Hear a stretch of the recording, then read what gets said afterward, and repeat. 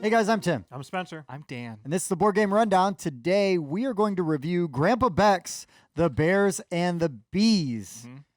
Full disclosure, guys, I love Grandpa Beck's games. It is just a company that I wholeheartedly endorse. They put out a lot of really awesome small box games that are very affordable and family friendly. That's how we keep being able to play them, is because Tim keeps showing up to work and just handing us Grandpa Beck's games. You know. But yeah, so today we're going to talk about Bears and the Bees. You guys have played it more recently than I have, so I'm going to let one of you take it away with the rules. Okay, Spencer, have fun. All right. So the object of the game is kind of like Uno. You want to get rid of all the cards in your hand first, because at the end of the game, the person who gets rid of their cards gets 0 points. Everyone else gets points equal to whatever cards are left in their hand.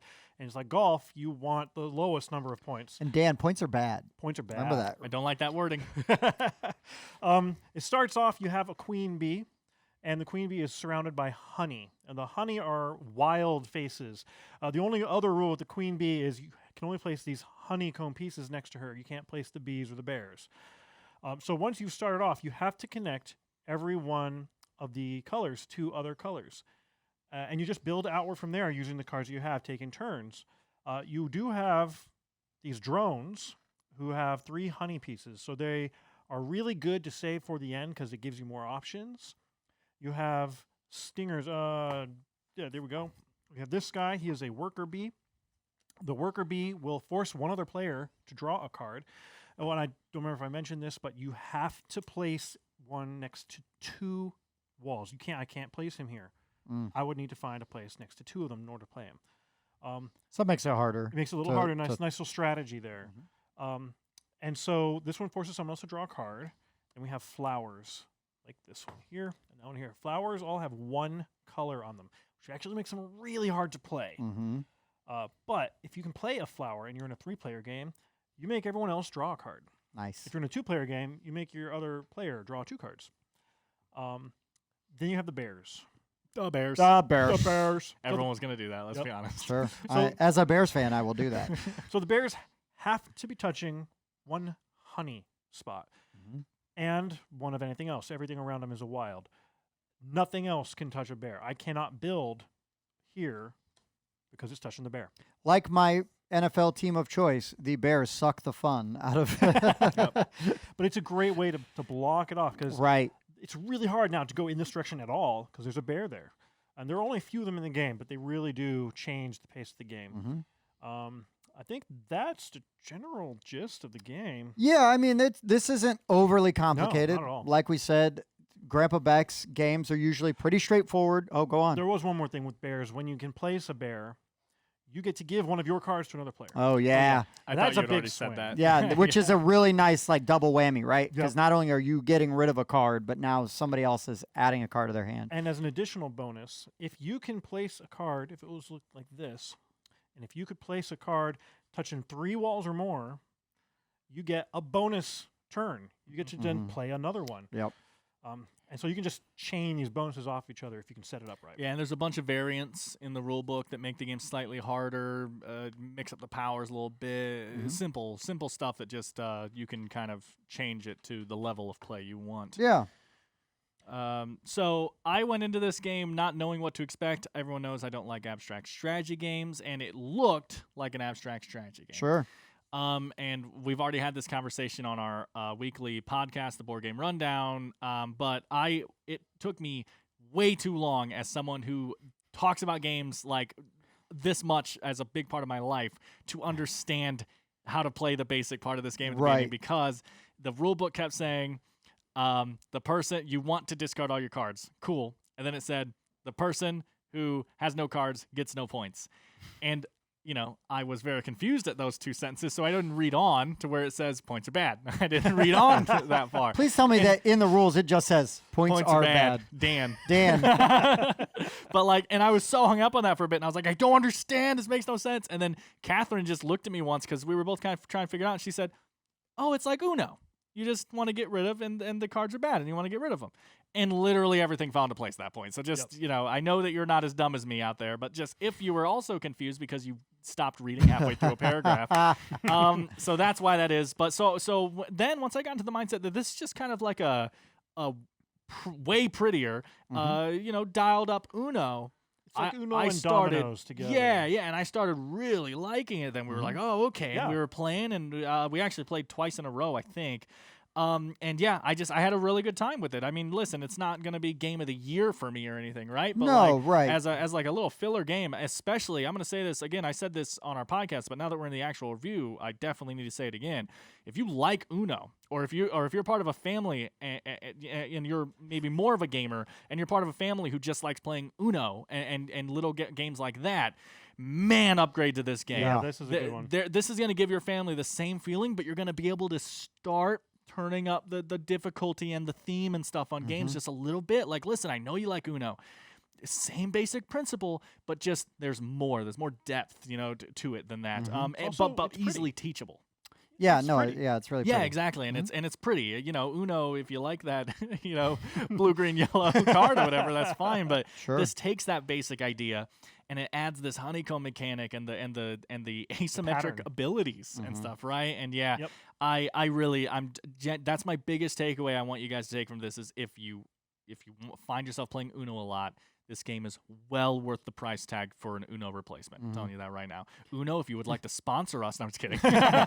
And by worth the price tag, a couple bucks more. Exactly. That's what I'm saying. Is these Than games are very cheap. And with how much game you're getting and Right. stuff out of Right. compared Yeah. to There's a stuff lot like of that. value in the box. They also for sure. have these little player aids. I love there- awesome player aids. There's 4, but it's a set of 2.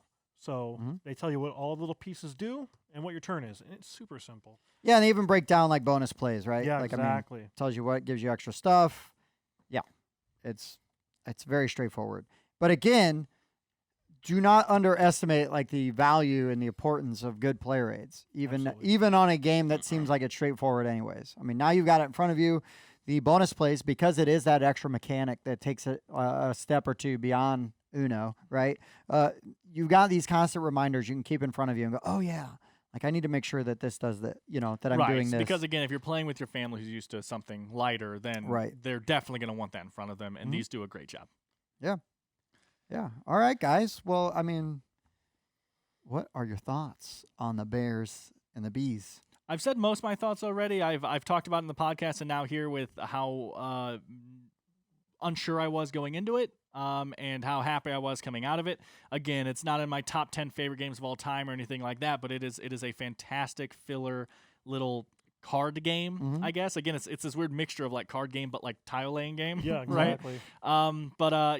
If I'm gonna grade it out of 10 here at Board Game Rundown, we'll each give our opinion out of 10, so that you can see who you kind of agree with more and everything like that. But then also that's a little annoying to look up, so we're gonna average them together and give you one score for stuff like Board Game Geek, so that you can just look up what Board Game Rundown thinks.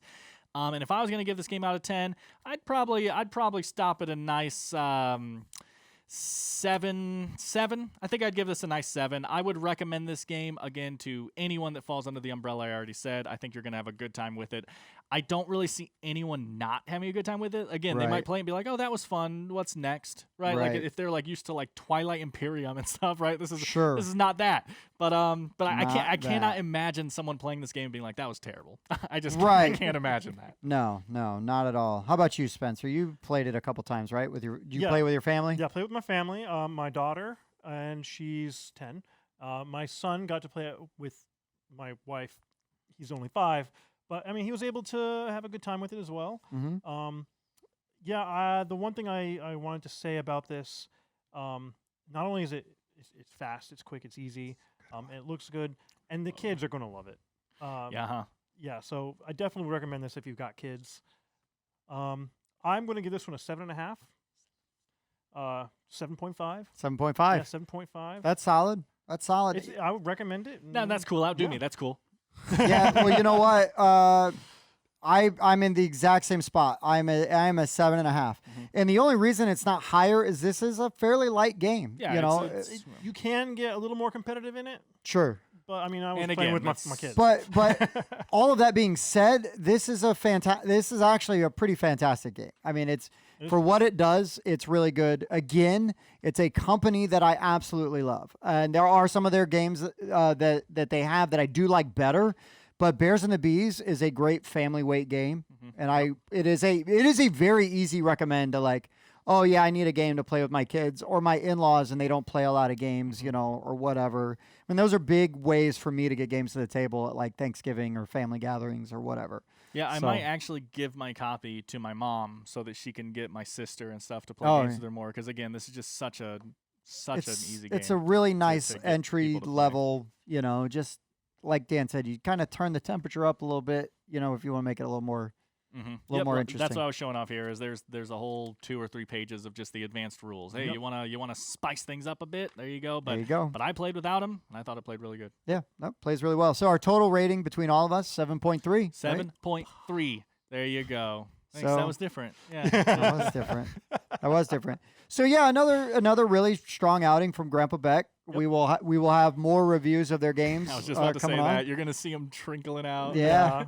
Yeah, Next 'cause- week we'll have another one, hopefully. Hopefully, because I have no shame in endorsing and supporting companies that I really like, and this is a small publisher And that puts out really good quality stuff. I just want to point I out. forgot about that. Oh, When you buy the game, it comes with this cute little postcard that gives you, thank you for your purchase. By the way, here's my recipe for making waffles. Yeah.